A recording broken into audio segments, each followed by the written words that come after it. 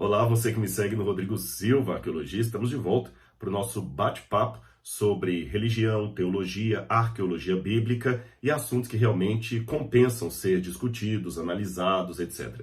Mas antes de entrar no assunto de hoje, não esqueça, se você ainda não é inscrito no canal, seja bem-vindo. Sempre há espaço para mais um. Queremos ter você aqui na família do canal Rodrigo Silva Arqueologia. E se você já é inscrito, não esqueça de deixar o seu comentário, respeitoso, é claro. Se gostar, o seu like e divulgar para os seus amigos.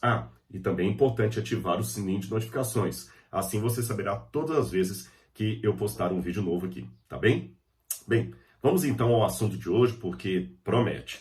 Falar de religião dá pano para manga, muito pano para manga. Já diz o velho adágio que política, futebol e religião não se discute. Mas as pessoas vivem discutindo essas coisas e são temas importantes. Não impede igualdade, é claro. Mas são temas que as pessoas discutem. Tanto é que todo mundo fala sobre o futebol, sobre a política e por que também não sobre a religião. O que nós devemos aprender cada dia mais, é claro, é a ser firmes naquilo que nós acreditamos, com embasamento, com fundamentação e respeitosos na hora de divergir do nosso semelhante, do nosso companheiro, do nosso irmão, tá bem? E nunca refutar o mal com o mal. Eu acho que não é por aí.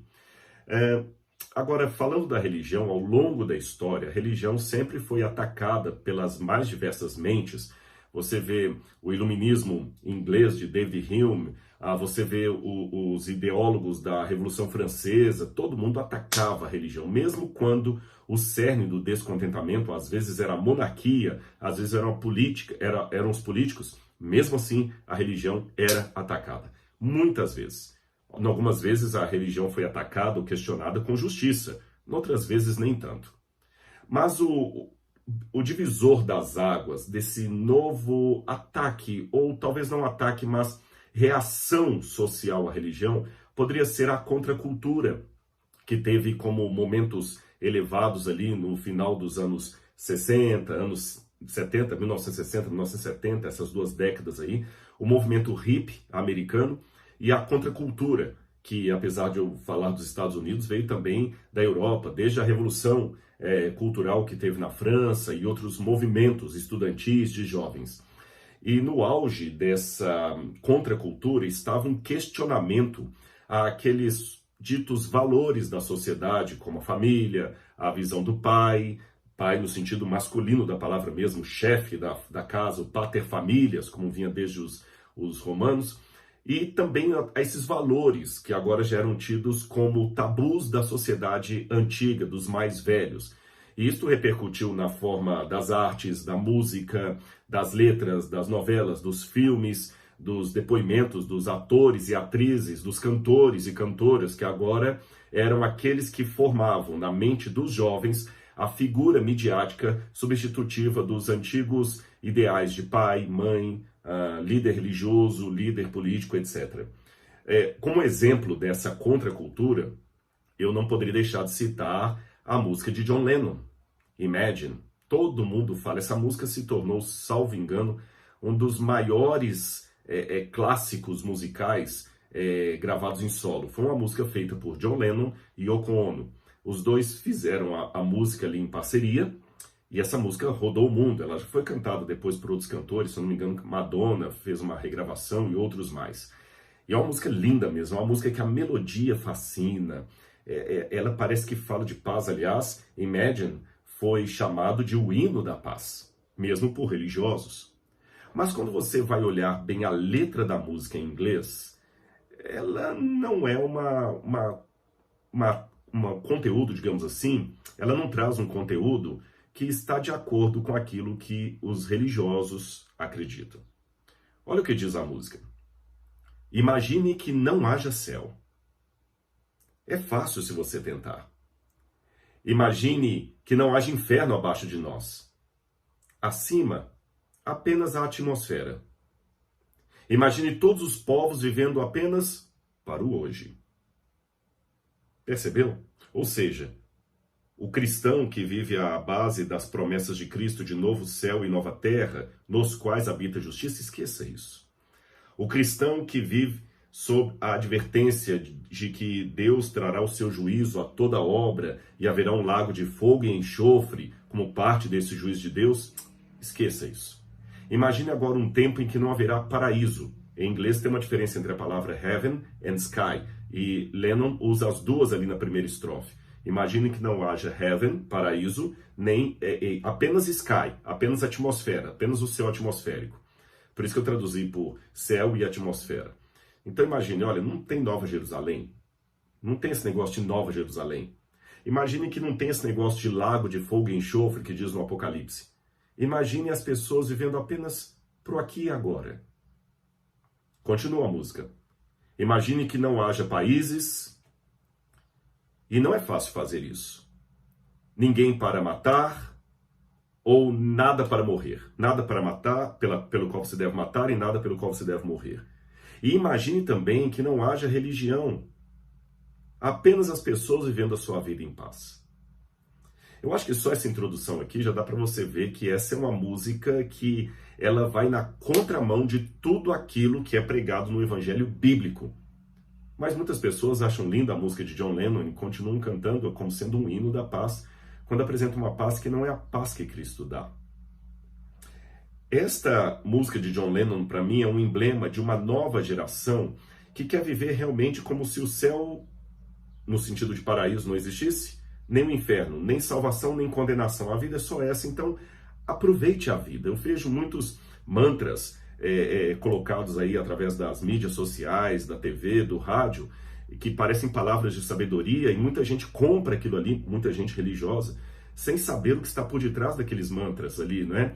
Olha, imagine que decepção você chegar ao fim da sua vida, olhar para trás e se arrepender dos amores que não viveu, dos beijos que não deu, do sexo que não praticou, da roupa que não vestiu. Você está entendendo? Então, na verdade, esquece a culpa, esquece a condenação, esquece esse negócio de esperar o futuro. Almeja a sua felicidade aqui, agora, o paraíso nesse mundo. E muitas pessoas compraram isso. Parece que, de certa forma, a pílula do ateísmo foi dourada e muitos crentes a tomaram. É um tipo, eu diria até, de ateísmo prático. Dizem acreditar em Deus, mas vivem como se Deus não existisse. É um ateísmo prático, diferente do ateísmo teórico, que afirma que Deus não existe. E aí agora, como desdobramento dessa contracultura, vem uma reação muito forte contra a religião. Muito forte contra a religião. Eu tenho dados aqui que têm me feito ficar cada vez mais assombrado. Por exemplo, é lógico que a pesquisa que eu vou dar aqui, ela varia um pouquinho de fonte para fonte, mas em muitas delas eu notei que a profissão de padre, pastor ou líder religioso está entre as mais desacreditadas nos Estados Unidos e no Brasil.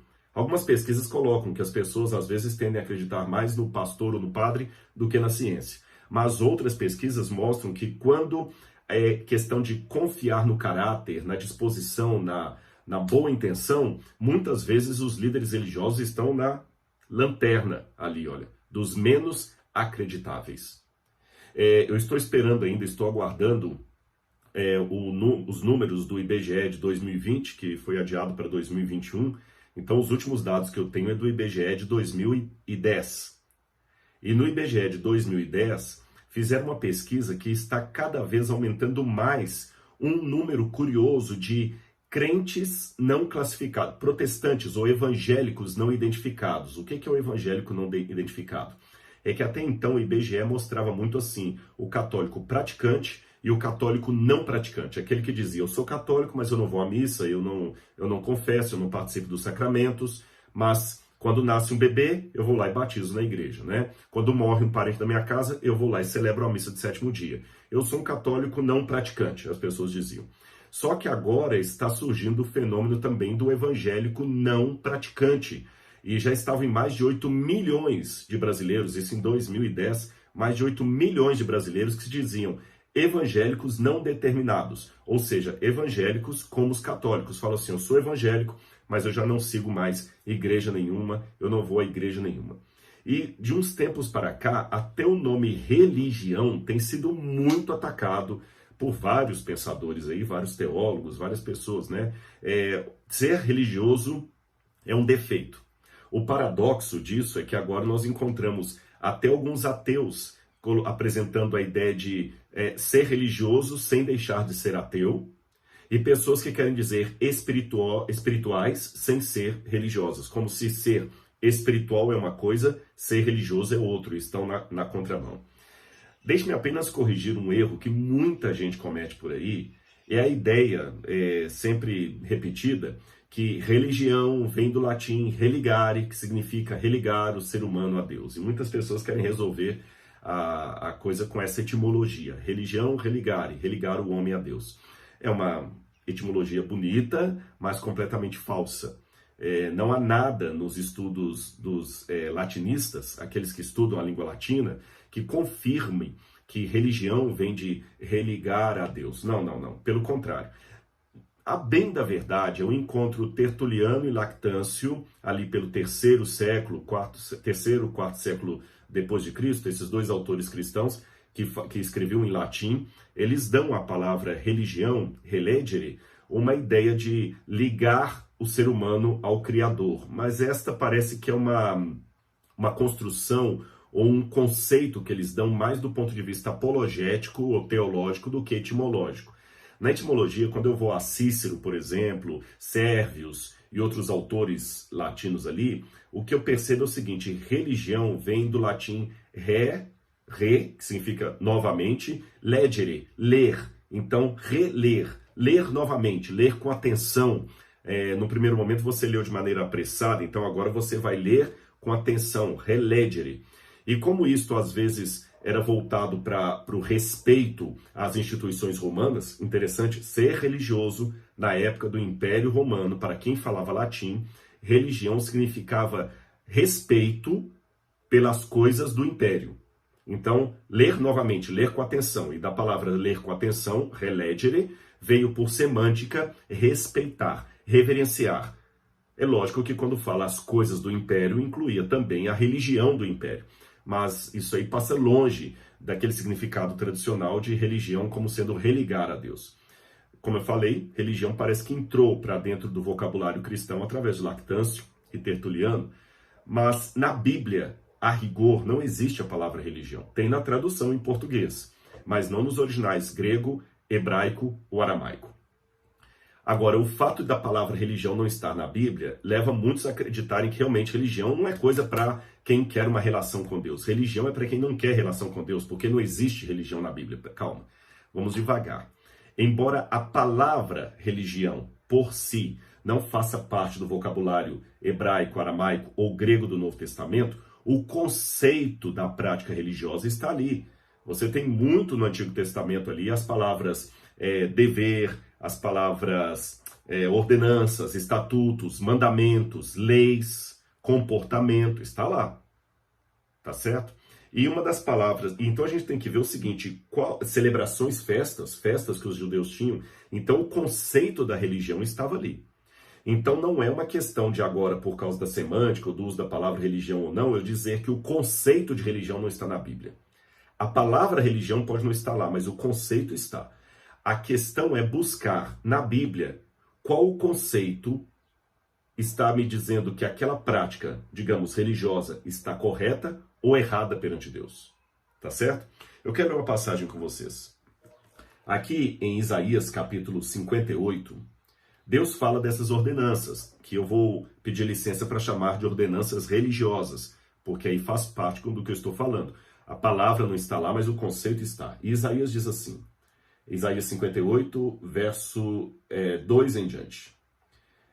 Mesmo nesse estado, está falando de um povo corrupto, ainda me procuram dia a dia, têm prazer em saber os meus caminhos. Como o povo que pratica a justiça e não deixa o direito do seu Deus, perguntam-me, por que sentenças justas têm prazer em se aproximar de Deus? Dizendo, por que jejuamos, Senhor? E tu não notas?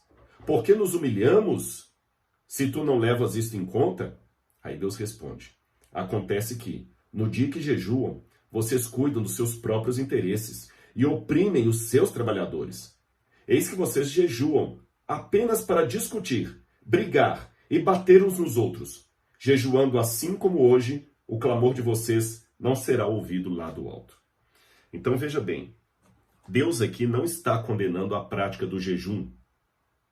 Deus está condenando a prática do jejum munido apenas proforme, apenas para inglês ver. Um jejum que, por um lado, ostenta uma prática, novamente, religiosa, muito bonita, muito piedosa, mas que oprime o empregado. Ou seja, tem aparência de piedade, mas não tem prática de piedade. É isso que Deus abomina. E é interessante que no hebraico aparece aqui uma palavra, mishpat. Mishpat é uma palavra que talvez eu poderia mais ou menos traduzir como religião, se você quiser. Por quê? Mishpat, eu vou tentar explicar para vocês. É uma palavra que tem vários conceitos ao mesmo tempo. Mishpat pode ser justo, pode ser retidão, justiça, caminho correto, ensino de uma coisa verdadeira e correta, mishpat. E quando Deus fala justiça, ele fala que ele quer a mishpat. Só que é interessante que essa mishpat, esse caminho correto, esse jeito correto de fazer as coisas de Deus, ele não é retributivo necessariamente, mas restaurativo. O que eu quero dizer com isso? Na verdade, o princípio da mishpat divina não é simplesmente mostrar o que é correto, mas corrigir o que está errado. É restaurar aquele que está no erro e trazê-lo para a verdade. Percebeu? Não é apenas falar, olha, o correto é isso, o correto é isso. Não, é alertar o outro, você está errado. Como Deus alertou o povo de Israel, vocês estão errados nessa prática de jejum que vocês têm. Vocês estão errados. E os judeus da época do Antigo Testamento não entendiam isso, e parece que no Novo Testamento também não, porque quando eu vou a Mateus, capítulo 6, versículo 33, Jesus falando exatamente do jejum, o mesmo tema de Isaías, Jesus fala o seguinte, olha, Mateus capítulo 6, verso 33. Mas busquem em primeiro lugar o reino de Deus. Primeiro ele fala o seguinte, perdão. Ele fala o seguinte, quando vocês jejuarem, verso 16, quando vocês jejuarem, não fiquem com uma aparência triste como os hipócritas, porque desfiguram o rosto a fim de parecer aos outros que estão jejuando. Em verdade lhes digo, eles já receberam a sua recompensa. Mas você, quando jejuar, unja a cabeça e lave o rosto, a fim de não parecer aos outros que você está jejuando, e assim o seu pai, em secreto, verá. E o seu pai, que vem em secreto, lhe dará a recompensa. Percebeu? E lá na frente ele fala, vocês têm que buscar fazer a vontade de Deus, não para a aparência humana. Agora, muita gente, quando lê essas críticas de Jesus, ou de Isaías, ou outras críticas dos profetas ali à religião, pensa assim, tá vendo? É para não sermos religiosos, é para não ter práticas religiosas. Mas isso é uma má interpretação do texto, meus queridos. Veja bem, em momento algum, Jesus foi contra o jejum. Ele mesmo falou noutra feita, quando ele desceu do Monte da Transfiguração e os discípulos não conseguiram expulsar um demônio, ele falou, porque essa casta só sai com jejum e oração. Então Jesus mandou jejuar. O que ele estava criticando é a forma errada do jejum. A mesma coisa Isaías. No outro lado da moeda, você também tem que ver que você não pode pegar os exemplos de Isaías e Jesus com relação ao amor ao próximo, à caridade, e achar que isso agora é um discurso próprio de justiça social. Não é bem assim, não confunda as coisas. Na época de Jesus, havia um monte de judeus zelotas que estavam buscando justiça social contra Roma. E Jesus não assinou embaixo de nenhum movimento deles. Tá certo? A diferença entre a justiça social e aquela justiça que vem de Deus em relação ao próximo, à caridade, etc., é o seguinte, é que a justiça social, como na música do John Lennon, que por isso ela se tornou um hino da paz, a justiça social quer apagar da mente das pessoas a ideia de novo céu e nova terra nos quais habita a justiça. A justiça social quer achar a justiça aqui, nesse mundo, não no mundo por vir. A justiça social não quer colocar as coisas de Deus em primeiro lugar. Ela quer colocar o ser humano em primeiro lugar, de modo que ela aparenta ser humanitária, mas ela é apenas humanista. Existe uma diferença entre ser humanitário e ser humanista. Humanitário é ter compaixão pelo meu semelhante, amá-lo como Jesus mandou que eu amasse. Isto é ser humanitário. Humanista é aquele que coloca interesses, valores e sentimentos humanos acima dos interesses, valores e sentimentos de Deus. É o que o John Lennon falou Vamos viver a vida aqui agora, cada um vivendo a sua vida em paz, sem preocupar se isso é pecado. Tem até aquela outra música, né? Não existe pecado do lado de baixo do Equador. Esqueça esse negócio de pecado, de certo ou errado. A sua cabeça é a sua sentença. Meu corpo, minha sentença. Eu faço com o meu corpo o que eu quiser. Esse negócio de religião, me tolindo, mandando fazer isso, mandando fazer aquilo, nada disso. Não é por aí.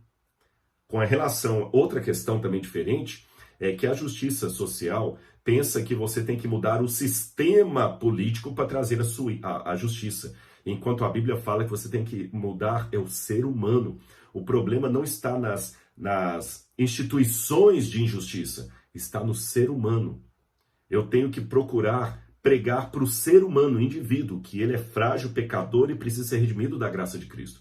Mas as lutas sociais, elas não estão procurando regenerar o ser humano, elas querem mudar o sistema social, porque mudando a sociedade, o ser humano vai ser mudado. É uma visão que já vem desde os filósofos da pedagogia, né? Rousseau, por exemplo, era um desses que achava que o ser humano é bom, o que estraga o ser humano é a sociedade. A Bíblia não diz isso, o ser humano é mau, o ser humano nasceu em pecado, ele precisa da graça de Deus. Rousseau dizia não, o ser humano não precisa de graça de Deus, ele precisa de uma sociedade justa. Então, por isso que muitos reformadores sociais que acreditam que estão fazendo o discurso de Cristo não estão, porque eles não querem chamar pecadores ao arrependimento. Eles querem mudar estruturas sociais para produzir a justiça. E não é isso que a Bíblia fala, tá bem? Jesus mesmo falou aqui, agora eu posso ler o verso 33, busquem em primeiro lugar o reino de Deus e a sua justiça. As outras coisas serão acrescentadas a vocês. Então eu tenho que procurar a justiça social em segundo lugar. Em primeiro lugar, o reino de Deus e sua justiça. Tá bem? Porque Deus não quer tornar-me melhor cidadão. Ele quer tornar-me nova criatura. É mais profundo. Deus não quer seres humanos melhorados. Ele quer pessoas que tenham a capacidade de morrer e nascer de novo da água e do Espírito. Agora vamos continuar o assunto da religião. Quando você vê Atos capítulo 26, verso 5, aqui na minha tradução em português aparece a palavra religião. Atos capítulo 26, versículo 5. Vou pegar aqui e vou ler para vocês. Aqui Paulo fala assim, ó. Verso 5, onde é que está aqui? Paulo fala assim, olha. Porque vivi na condição de fariseu. Vivi conforme o partido mais rigoroso da nossa religião. Aí quando eu fui no original grego, a palavra para religião aqui é a palavra treskeia. Treskeia, em grego, é um sistema organizado que ela envolve três coisas. Ela envolve crenças mesmo, doutrinas. Em segundo lugar, ela envolve também, eu anotei aqui, ela envolve uma organização.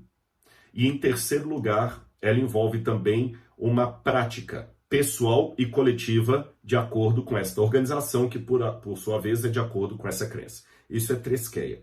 E Paulo, em momento algum, ele criticou a treskeia, só falou que ele era da religião. Então, mesmo que a palavra religião que nós usamos hoje não exista na Bíblia, uma palavra grega que tem um conceito semelhante está ali. Paulo fazia parte de um movimento que tinha crenças, ordem, organização e práticas pessoais e coletivas que ele seguia. E ele era parte de um partido, no grego está a palavra hairis, de onde a palavra cortar, heresia vem daí, o partido dos fariseus, que era parte desse todo maior da trequeia, que é a que a gente traduz por religião. Agora é curioso, quando eu vou para Colossenses capítulo 2, versos 16. Esse é um texto longo. Colossenses 2, 16 em diante. Paulo diz assim: porquanto que ninguém julgue vocês por causa de comida e bebida, ou dia de festa, ou lua nova, ou sábados. Notinha de rodapé. Eu sei que se eu não falar nada do sábado aqui, muita gente vai falar, mas você pulou a parte do sábado, você guarda o sábado aqui. Eu não vou falar do sábado porque esse não é o meu tema, tá bom? Um dia eu posso fazer para vocês um vídeo explicando como é que eu entendo a guarda do sábado aqui nesse texto de Colossenses capítulo 2, verso 16. Prometo. Mas eu não vou entrar no tema do sábado aqui para não fugir do meu assunto maior sobre religião. E Paulo continua: porque tudo isso tem sido sombra das coisas que haviam de vir. Porém, o corpo é de Cristo. Não deixem que ninguém se faça árbitro para desqualificar vocês. Essa palavra árbitro aqui no grego são aqueles juízes de Jogos Olímpicos que desclassificavam os corredores. Então Paulo falou assim, não deixa ninguém que não está correndo querer agora ser um juiz que vai desqualificar você. E eles querem desqualificar você por quê? Ou às vezes é por causa de uma prática religiosa que eles acham que é correta e não acham que você está tendo a altura. Ou, aí vem o segundo exemplo, não deixem que ninguém faça árbitro para desqualificar vocês com pretexto de humildade e culto a anjos, baseando-se em visões, estando cheio de orgulho, sem motivo algum em sua mente carnal, não retendo a cabeça, a partir do qual todo o corpo, suprido e bem vinculado por suas juntas e ligamentos, cresce o crescimento que vem de Deus. Vamos estabelecer o que Paulo falou. Paulo primeiro dá o exemplo de pessoas que viviam dentro do mundinho das práticas religiosas, de rituais vazios, como aqueles condenados em Isaías. O ritual por amor do ritual. E ele fala, não deixe que ninguém julgue vocês, porque você não está seguindo o ritual como ele. Mas também não deixe que ninguém julgue você, porque você não está tão espiritual como ele. Ele dá exemplos de pessoas que queriam romper, eram judeus já, o Fílon de Alexandria fala desse tipo de judeus, que eles rompiam com o status quo da religião do seu tempo e começavam a promover uma religião mais mística, aquela religião contemplativa, de ascetismo, de sair da cidade, de deixar de comer e beber, sabe, de começar a venerar anjos. Havia judeus que veneravam anjos, por incrível que pareça. Então aqui Paulo fala de dois grupos que o religioso de Jesus não deve permitir que o julgue. Nem aquele religioso ritualista que segue o rito por amor ao rito, destituído de qualquer poder ou eficácia, e também aquele que se acha superior a todo mundo porque ele tem uma espiritualidade maior, tá certo? Como Paulo fala aqui, pretexto de humildade. É interessante essa expressão, pretexto de humildade, porque eles não conseguem reter a cabeça, que é Cristo, a partir do qual todo o corpo se liga. E tem mais uma passagem que eu acho que ela vem bem a calhar aqui, Hebreus 10, 25, que Paulo fala assim, ó, não deixemos de nos congregar, como é costume de alguns. Pelo contrário, façamos admoestações, ainda agora que vocês veem que o dia se aproxima. E essa palavra, não deixemos-nos de nos congregar, é a palavra epissinagogon, vem de sinagoga, e tá realton, ou seja, não deixemos de nos reunir como os judeus na sinagoga. Então, em momento algum, Paulo incentivou um cristianismo avulso, uma espiritualidade avulsa, que eu fico sozinho na minha casa. E agora, para terminar, eu posso ler o texto que muita gente pensou que eu ia começar com ele. O texto de Tiago, capítulo 2, quando Tiago vai falar qual é a verdadeira religião. Na verdade, Tiago, capítulo 1, versículo 26 em diante. Se alguém supõe ser religioso, mas não refreia sua língua, está enganando a si mesmo, e a sua religião é vã. A religião pura e sem mácula para com nosso Deus e Pai é esta: visitar os órfãos e viúvas nas suas aflições e guardar-se incontaminado do mundo. A expressão religião aqui é trequeia, que também aparece lá em Paulo. Então aqui, veja bem, vamos analisar o que Tiago fala. Em primeiro lugar, ele fala de uma religião vã e de uma religião verdadeira. Então existe a forma religiosa verdadeira. E ele fala que a religião verdadeira é visitar as viúvas e os órfãos. Muita gente fala assim, tá vendo? A religião verdadeira é fazer caridade, não é ir para a igreja, não é nada disso. Muita gente que lê esse texto esquece de ler o resto da epístola de Tiago. Tiago também fala, olha, ele vai continuando aqui o capítulo 2. Porque toda vez que entrar na sinagoga de vocês, um homem com anéis nos dedos, vocês o tratarem bem, tratarem mal o outro que chega simples, estão pecando. Então Tiago está falando onde é que nós realizamos a religião verdadeira. Na sinagoga de vocês, ou seja, na assembleia, no ajuntamento do povo. E ele continua dizendo mais aqui, olha, capítulo 4, verso 11. Irmãos, não falem mal uns dos outros. Aquele que fala mal do irmão ou julga o seu irmão, fala mal da lei e julga a lei. Porque se você julga a lei, não é observador da lei, mas juiz. E muitas vezes as pessoas que são espirituais avulsos, são pessoas que falam assim, não, a religião verdadeira de Tiago não é ir para a igreja, não é participar de culto, não é seguir ritos religiosos, é visitar as viúvas e os órfãos. Mas esses vivem nas internets, nos púlpitos, nos twitters, detonando os que vão para a religião. Mas curioso que Tiago fala que também faz parte da religião verdadeira não ficar falando mal uns dos outros. Vou mais além. Tiago ainda fala no capítulo 5, verso 9: Irmãos, não se queixem uns dos outros, para que vocês não sejam julgados. Mishpat. Lembra que eu falei que o juízo é restaurar do erro, não é condenar? Vamos de novo. Tiago fala ainda no capítulo 5, verso 13. Alguém de vocês está sofrendo? Faça oração. Alguém está alegre? Cante louvores. Alguém de vocês está doente? Chame os presbíteros da igreja. Então, meus irmãos, eu sei que muitos que estão comigo agora se decepcionaram com as religiões. Mas sabe, eu quero colocar algumas coisas para você pensar aqui. No trânsito, se eu pegar as estatísticas de quantas pessoas morrem no trânsito todos os dias por causa de erros de motoristas imprudentes, eu não sairia mais de carro. Mas a despeito disso, eu continuo dirigindo. Se eu olhar quantos erros médicos são cometidos por ano e quantas pessoas morrem por erro médico ou negligência médica, eu não aceitaria ir a um hospital nem para tomar uma injeção. Mas mesmo assim, se eu for acidentado, chame os paramédicos. Curioso que mesmo os erros da medicina não me impedem de ir ao médico. Mesmo os erros do trânsito não me impedem de dirigir. Mesmo os erros do futebol não me impedem de torcer por um time. Porque os erros da religião, ou de alguns religiosos, deveriam me impedir de me reunir com os irmãos. Não seria essa uma maneira até de trabalhar a minha humildade? Ter que reunir com pessoas que têm um pensamento tão diferente do meu? É lógico, claro e evidente que você não pode ficar num ambiente que você não concorda com a doutrina. É por isso que eu sou adventista e não da Seishonoye.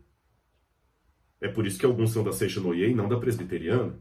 Não dá para você ser batista se você concorda com tudo de Calvino e discorda da prática batista. Então, realmente, por questões doutrinárias, você tem que procurar uma religião, uma igreja que está mais afim com aqueles princípios doutrinários que você defende. Se você acha que tem que falar dom de línguas, não dá para você congregar permanentemente como membro numa igreja batista tradicional, se você é renovado. Se você é batista tradicional e não concorda com o dom de línguas, ou se você é um presbiteriano que acredita no cessacionismo, que eu acredito que não tem dons do Espírito hoje, não dá para você congregar numa Assembleia de Deus. Isso é óbvio. Você tem que procurar a questão doutrinária, mas sempre tendo um respeito espiritual por aquele que tem um entendimento diferente de você e, aqui vem o ponto, jamais deixando, como disse Paulo, o ato de congregar como alguns têm deixado. Tá bem? Lembre-se disso, meus queridos. A corrente pode ser tão forte quanto o mais fraco dos elos dela. Mas ainda assim, Jesus sempre falou do reino no plural. Ele não ensinou a orar Pai meu que está nos céus. É Pai nosso, meu e do meu irmão, tão frágil e pecador como eu. E pode ter certeza, apesar dos defeitos, o corpo místico de Cristo, que é a igreja, ainda é a menina dos olhos de Deus. Compensa estar com os irmãos. Nenhum de nós, por mais santo que esteja, tão em comunhão com o Pai, está tão acima do bem e do mal a ponto de negar o apreço e a comunhão daquele irmão que às vezes pode ter um jeito, um trejeito ou um pensamento que me incomoda um tanto. Que Deus abençoe vocês e até o nosso próximo encontro. Tchau, tchau.